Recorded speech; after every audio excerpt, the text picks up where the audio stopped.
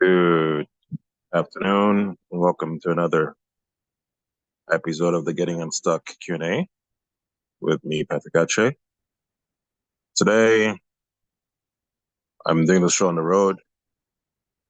I hadn't budgeted enough time to get back to where I needed to be. But I thought, you know what? Let me not use that as an excuse. Let me show up. Let me share something that I hope will help at least one person. And I think too often, perfection is the enemy of good enough. And maybe that's what I wanted to share about today with regards to a few conversations I'm having with a number of clients, and yeah, even the theme of how I showed up today. So what does that look like? Good enough. Let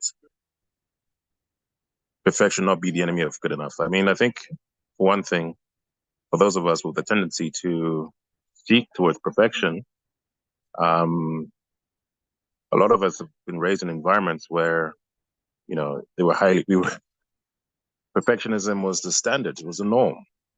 And not meeting those perfectionist standards, whether it's not getting the grades, getting things wrong, not winning and not being the first, were all grounds for ridicule sometimes, you know, uh, being ignored sometimes. I have a client who actually told me that she'd be told, like, you didn't come first, why are you celebrating? And she'd be scoring A pluses and so forth.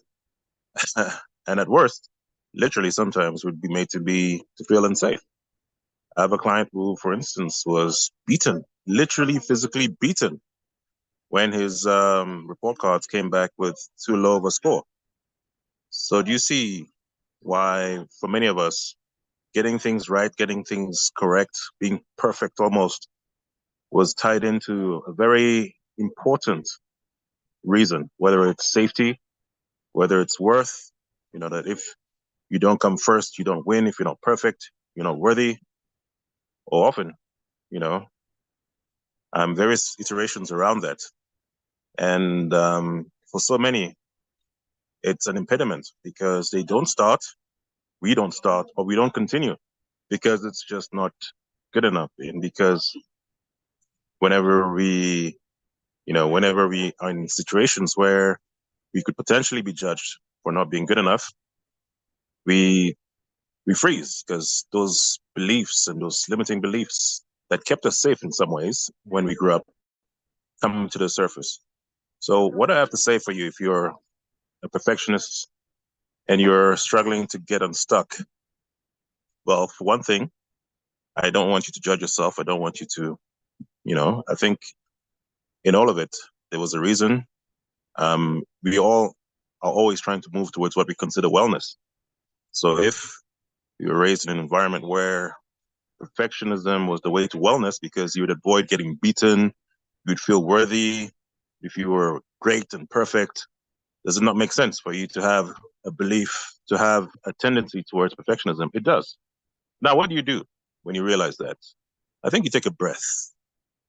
You show yourself love. You understand where you came from. And whatever, and I've told my clients this, but it's almost like you talking to that younger part of you, that younger self, and holding her or him by the hand and then telling them, I understand why you feel this way now. And it's helped you. It's helped you survive that critical father, that critical mother, and whoever it was.